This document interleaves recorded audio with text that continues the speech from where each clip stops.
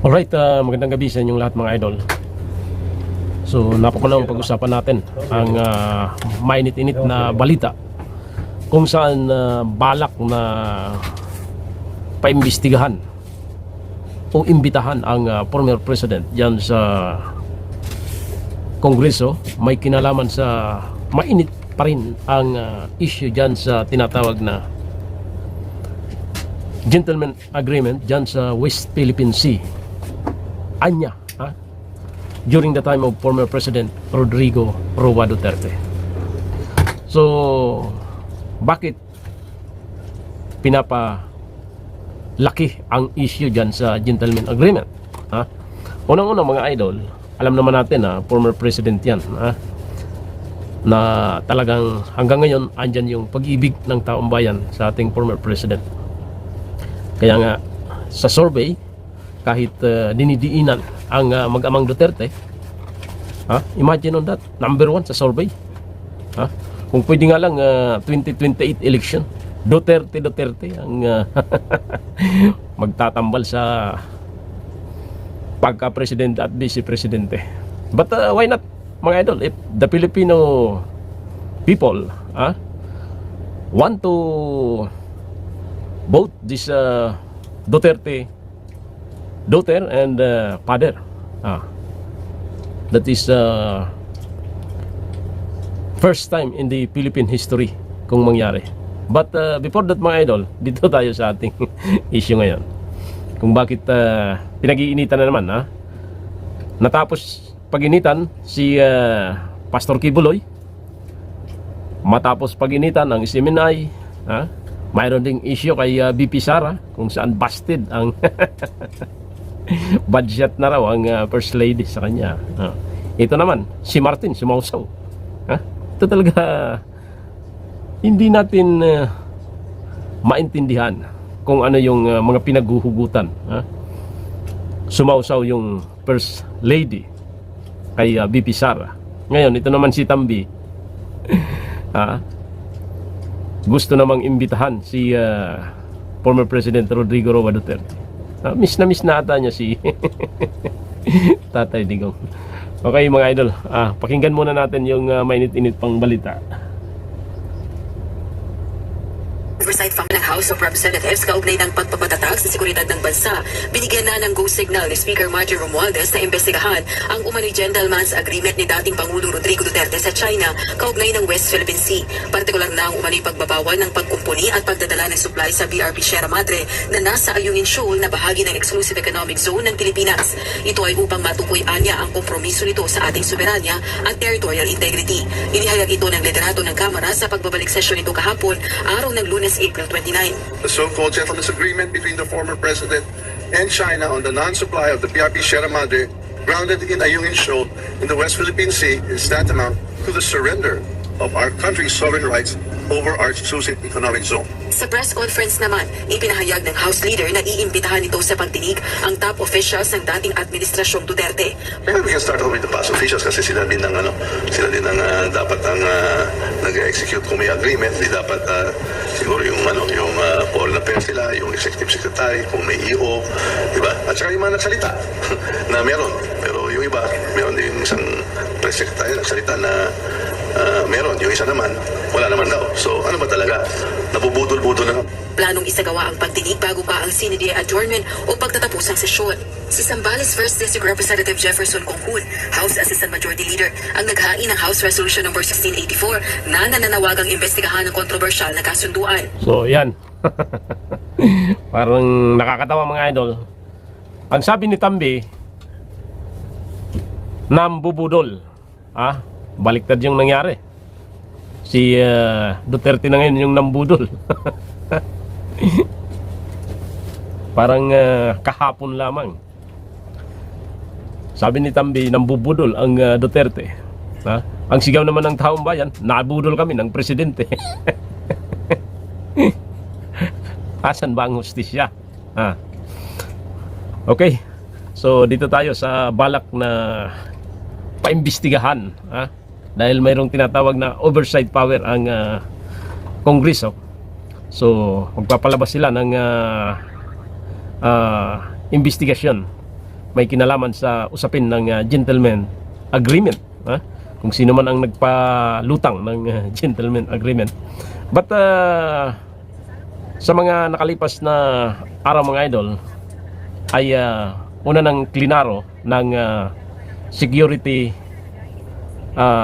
advisor ng ating former president, na si security advisor noon Hermogenes Esperon, na walang pinasok na anumang usapan ang ating presidente maliban doon sa tinatawag na status quo. Status quo means kung ano yung kanyang nadatnan na mga previous na pinasok ng mga naunang leader nang dumating si Pangulong Duterte ay kanyang sinabi na gawin na lang na status quo upang sa ganon kung ano man yung mga pwedeng gawin dyan sa West Philippine Sea upang sa ganon ay parihas makapangisda ang mga Pilipino na hindi hinaharas ng mga singkit mga idol, itong mga Chinese ay magkaroon ng tinatawag na status quo upang sa ganon ay walang mangyayaring banggaan, pangaharas at pagbubuga ng water canyon sa ating mga sasakyang pandagat. But this time mga idol, pinapalabas ng Speaker of the House na imbestigahan ang mga dating opisyal ng Duterte administration. So bakit nila naisip yan? Alam natin mga idol, mag-i-election na itong mga congressman na ito. Gusto na naman ng tinatawag sa ating mga media mileage upang makilala at magpakilala. Alam natin na ilang buwan na lang ngayon ay Abril, Mayo, Hunyo, Hulyo, Agosto, Septembre, Oktubre, Nobyembre, Disyembre, January mga idol 2025, local election. So mga congressman ay mga congressman, gagastos na naman kayo ng milyones, magi-eleksyon na. Alam naman natin na ang mga Pilipino bumabawi din pag panahon ng eleksyon. Sabi nga ng ating mga kaibigan dyan sa laylayan, pag walang gasolina, hindi tatakbo ang makina. So ito, gusto lang nilang magpasikat na naman dyan sa Kongreso upang sa ganun mapag-usapan at makita. Magpapa-interview doon sa mga local radio station, local television sa kanilang lugar. Oy, si congressman nasa television ini-interview sapagkat pinag-uusapan ngayon yung pinasok niya nung panahon ni Duterte na may agreement daw na pinasok. Pinagkanulo ang Pilipinas sa China. Alam naman natin yung mga usapan dyan sa mga kanto-kanto. Pag may lumabas na balita, iniisip nila against sa Duterte. Paano yung na Marites? Alam naman natin na talagang dami ngayon Marites. May Goryeo. Sabi nga, hindi naman pinanganganak yung mga Marites pero dumarami. So yan ang problema sa atin, sa ating bansang Pilipinas. Ang mga kababayan natin na kulang sa tinatawag na information dissemination ay madaling nabubula ng mga politiko. Ito namang mga politiko, alam natin na magaling mambula yan. Promises ng promises. Pero pag nakaupo na, pag eleksyon mga idol, kahit hindi ka kilala, ay lahat gustong kamayan, gustong batiin. Pero pag binisita mo sa kanilang distrito, paghintayin ka ng sangkaterbang baka maghapon pa, sabihin ng bantay sa kanilang distrito, tinanong mo, andyan ba si congressman? ay andyan, kaya lang gabi nang dumating kagabi, tulog pa po ma'am. Ganyan ang estilo ng ating mga politiko pag linapitan natin, ha? Pag linapitan natin, hihingi ng tulong si Juan de la Cruz dahil malakas yung loob ng mga leader sa mga barangay. Sabihin, okay lang yan, punta natin si congressman, samahan kita. Kung ikaw ay kagawad, kapitan, samahan kita kay congressman, hihingi tayo ng tulong. Pagdating doon sa distrito sa district office ni congressman, abay, maghapon kay hintay si Juan de la Cruz. Maputi na yung mata sa gutom, pinakapilang. Magkapilang muna kayo mga sir, sabi ng sekretary. Yung sekretary andun sa loob ng opisina, diretso sa kusina ng congressman, may pagkain doon mga idol. Pero yung mga tao, mga kababayan natin na naghihintay sa konting tulong mula kay congressman, abay inabot ng alas 5, hindi nakita ang bunbunan ni congressman. Yan nakakalungkot sa mga politiko natin. Mga idol, mabibilang na lang sa mga daliri ni Juan de la Cruz yung mga politiko na talagang taos puso yung pagtulong sa mga mahihirap.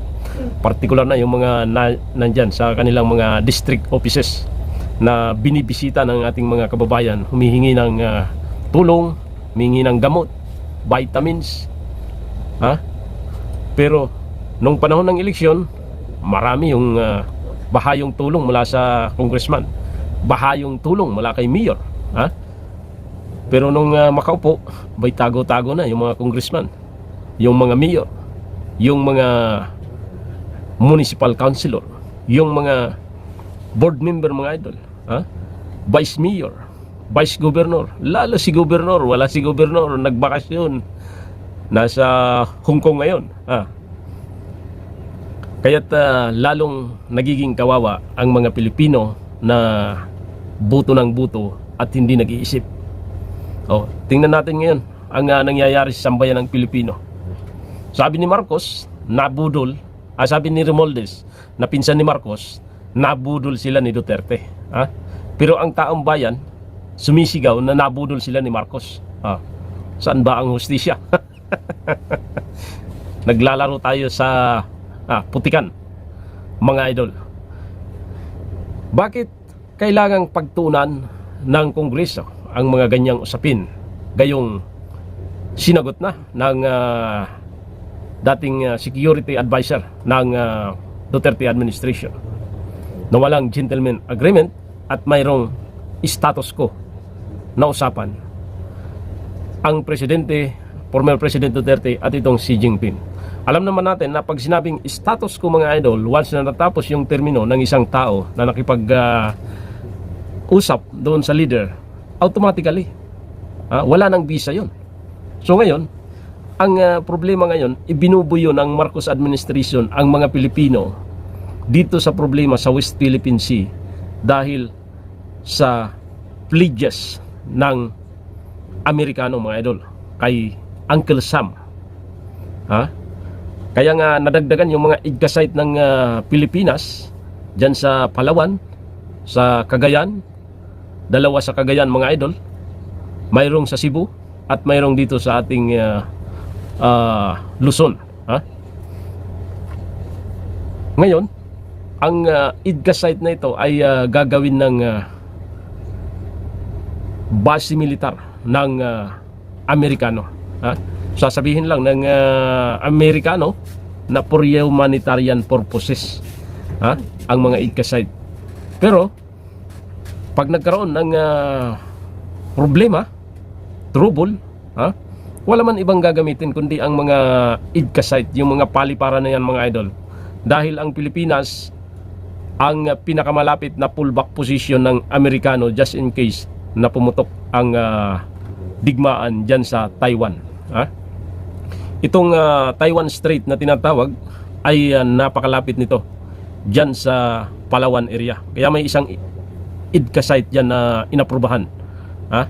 Dahil nagluluhod-luhod na naman si Marcos dyan sa mga Amerikano.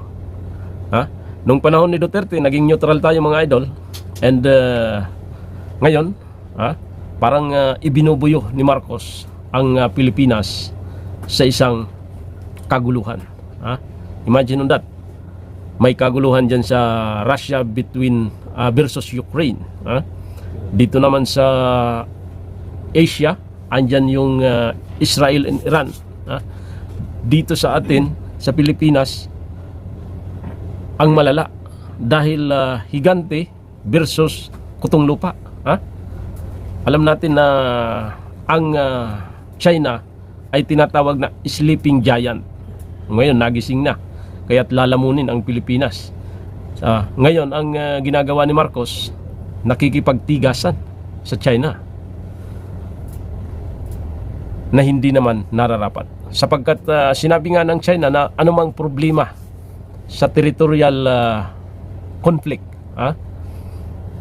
ay dapat pag-usapan ng mga bansang imbuelto dyan, sapagkat hindi madadaan mga idol sa isang madahas at madugong usapan ang isang problema dyan sa tinatawag na West Philippine Sea. So ngayon, bakit patuloy na pinag-i-insist ng gobyernong Marcos na mayroong pinasok na kasunduan ang previous administration? Isa lang ang sagot ng taong bayan. Diversionary tactic ng gobyerno ni Marcos na idiin, sirain ang pamilyang Duterte para mapagtakpan ang mga kapalpakan, ang kagaguhan ng administrasyong ito, na binudol ang sambayanang Pilipino. Pero dito sa Kongreso, sinisigaw naman ni Marcos na binubudol tayo ng Duterte. Isang malaking kagaguhan yan para sa sambayanang Pilipino, na tayo ang nabudol dito sa presidente natin, yung kanyang pinsan binabaliktad. Duterte daw yung nambubudol ngayon. So kayo ang maghusga, sambayanang Pilipino, kung saan ba ang katwiran sa mga usapang ito. Tama ba na tawagin ni Romualdez na nambubudol ang former president, ang Duterte? O tama ba na ipagsigawan ng taong bayan na ang gobyernong ito nabudol ang sambayanang Pilipino at ang gobyernong ito ay walang malasakit sa mga Pilipino, bagkus pira lang ni Juan de la Cruz ang kailangan nila sa kanilang personal na interes, magpayaman at magpakabusog, magpasasa sa pira ng taong bayan. Bayan, kayo ang humusga. Maraming salamat.